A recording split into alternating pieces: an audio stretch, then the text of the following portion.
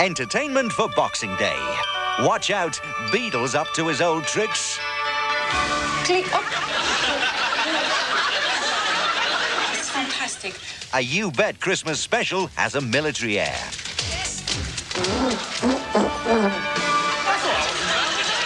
The darling buds of May switch on the lights. Right. Perfect! Oh. And Arthur, he's on the rocks. Isn't having money the most fabulous thing ever? And every day is like Christmas morning, am I right? A lineup of the very best in entertainment for Boxing Day on HTV. In a few minutes, we'll be going over to the studios of ITN in London for the news.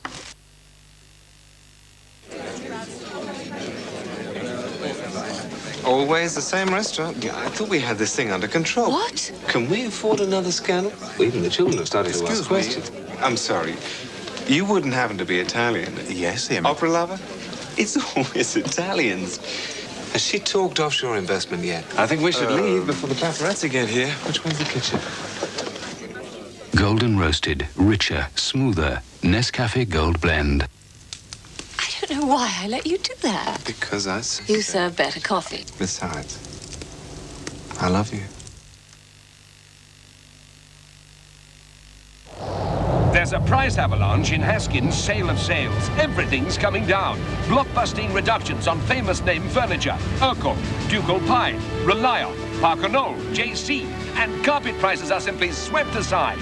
Everything's coming down in Haskin's Sale of Sales. It's an avalanche. Hey, Santa, have you heard about Poly's 5-day super sale? You can get a massive 10% off, but only from Monday to Saturday. 10% off? Get away. Oh! It's on. The Bristol Bathroom Company's once-a-year sale is now on. Now on. Now on. Now on. Now on. Now on. He's off to Aberdeen, Ipswich, delivering goods for the B&Q sale. There's 20% off the marked prices on ladders, Finny metal radiators and all the Conti range. 10% off marked prices on mowers and garden power tools. A solid pine workbench, only £29.99. Save £30 on this power washer. Or £10 on these worktops. There's bathrooms, kitchens. Go and see for yourself. The B&Q sale. It's big. Visit Sunnyhaven and Blazers Caravans for twice the choice, twice the service on new and used caravans. Sunnyhaven and Blazers Caravans, Swansea. They make dreams come true.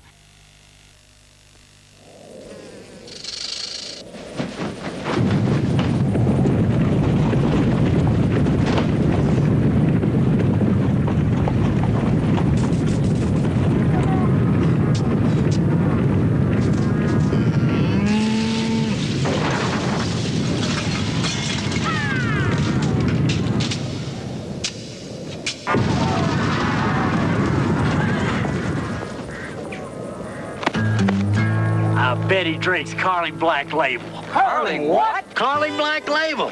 It's brewed in England to 4.1% with fuller flavor. And because it's the #1 selling beer over there, you ain't gonna find enough back here to spit with.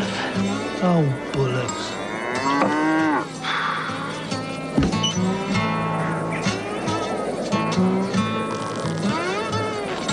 Yep. Ain't no wonder that there Carling's #1.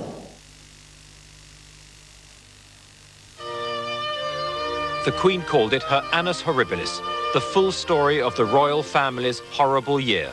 New Year's Day on ITV. This Christmas night, a young player finds the world of ice hockey is not for boys. Would you rather do spread manure or play hockey for 20,000 people? Spread manure. What if it was you? Why don't you quit? Why don't you just quit? I did. For the first time in my life, I didn't want to play.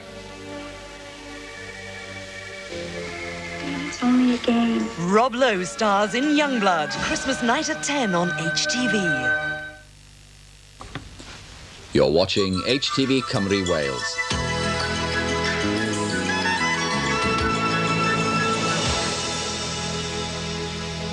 We now join the studios of ITN in London for the news.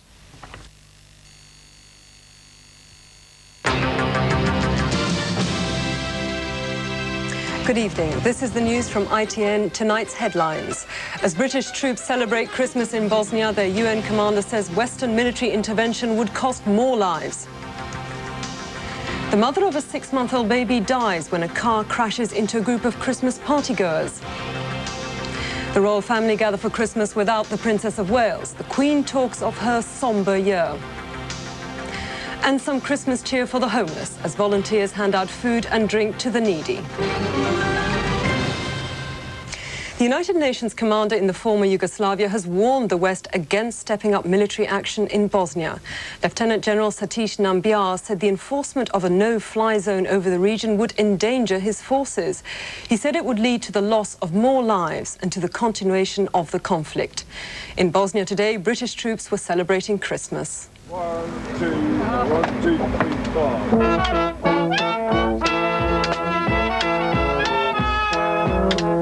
Traditions die hard in the British Army. Wherever soldiers are at Christmas, they can expect early morning tea with a little something extra served by their officers.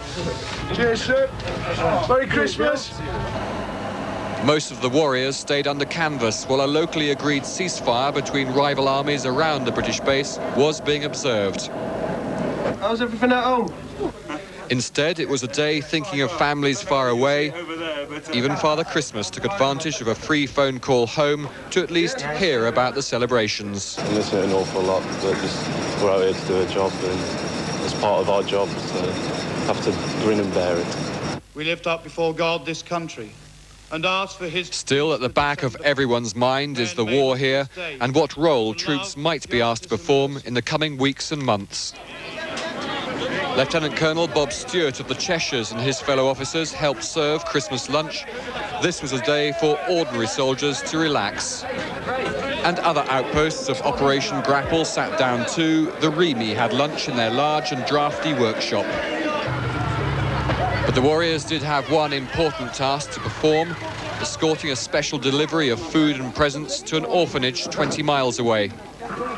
It was all much appreciated. Some of this aid comes not from agencies, but from the soldiers themselves. Here they're made welcome, and winning the hearts and minds of local people is all part of their job. Without this food, these children aren't in danger of starvation, but this gesture by British soldiers will at least make it a happier Christmas. Jim Buchanan, ITN, Bosnia. The families of British soldiers in Bosnia have been keeping up their spirits with the support of friends and relatives. Anya Sitharam spent Christmas Day with the family of Lance Corporal John Coogans, whom we saw in that last report. Back home in Northamptonshire, Karen Coogans is relieved to see her husband safe and well. The UN mission in Bosnia has meant he's not with Karen and his family at Christmas for the first time in 5 years. But compared to other service wives, she says she's lucky. I'm quite upset because I need to be away for Christmas, but as I said, this is first year, so I can't really complain about it. And I mean, he's doing a worthwhile job, so it's what he gets paid to do as well, so we can't really complain. And the Army's very supportive. If we need to go anywhere, they provide us with transport, and they're very helpful if we have any problems at all.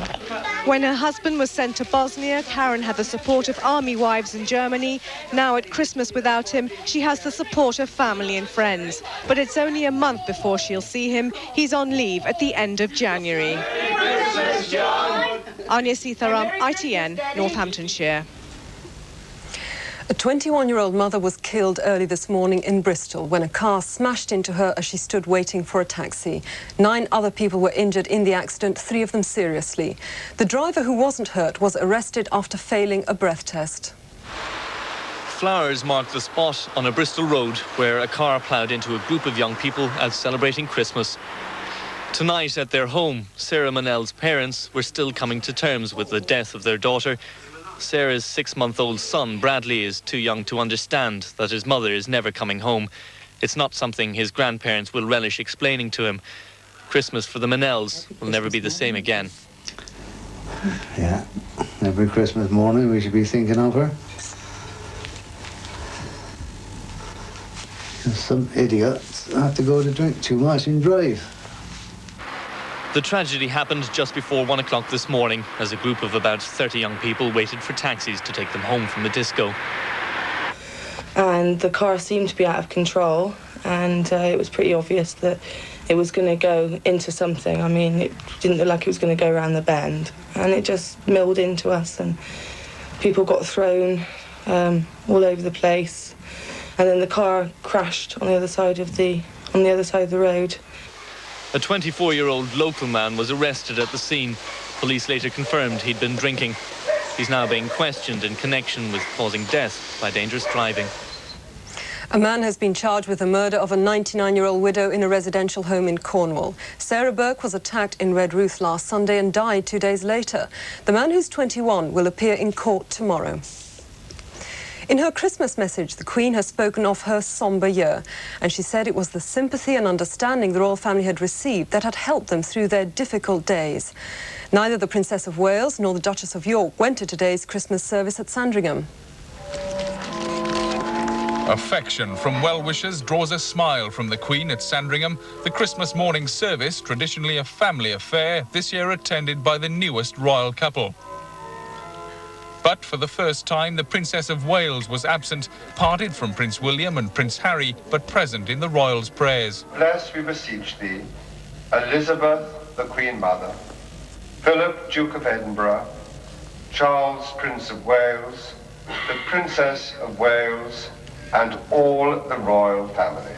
A family that's been through a sombre year, observed the Queen in her Christmas message. Like many other families, we have lived through some difficult days this year. The prayers, understanding and sympathy given to us by so many of you, in good times and bad, have lent us great support and encouragement. The message from Sandringham was more one of hope for a better year to come than a look back at an Annus Horribilis. 1993 will certainly bring new challenges, but let us resolve to meet it with fresh hope in our hearts.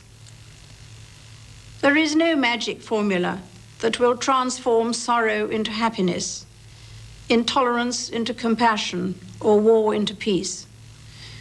But inspiration can change human behavior. 75 miles away, the Princess of Wales spent the day behind closed doors on the Altrop estate, where she'll be joined by her sons for Boxing Day. The Archbishop of Canterbury has offered an olive branch to people who are against the ordination of women. His Christmas sermon promised that the Church of England would remain a home to all, but he also warned of an increasingly materialistic society. As a nation, there are worrying signs that we are becoming a people ready to scoff, eager to knock authority, whether it deserves it or not. Our British reputation for ribbing ourselves is in danger of degenerating into an uncharacteristic meanness of spirit. And the Pope has called for an end to conflict around the world during his traditional Christmas Day message from the Vatican. He strongly condemned the fighting in Bosnia, saying the Bosnian people were suffering as hostages of programmed and inhuman violence. And he warned that a climate of hate and hostility in the Middle East was threatening to undermine moves towards peace. The Israeli government has refused the Red Cross permission to transport aid to the Palestinians stranded in South Lebanon.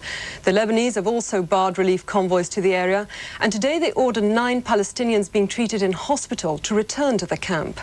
The men are trapped in an area just above Israel's so-called security zone in South Lebanon.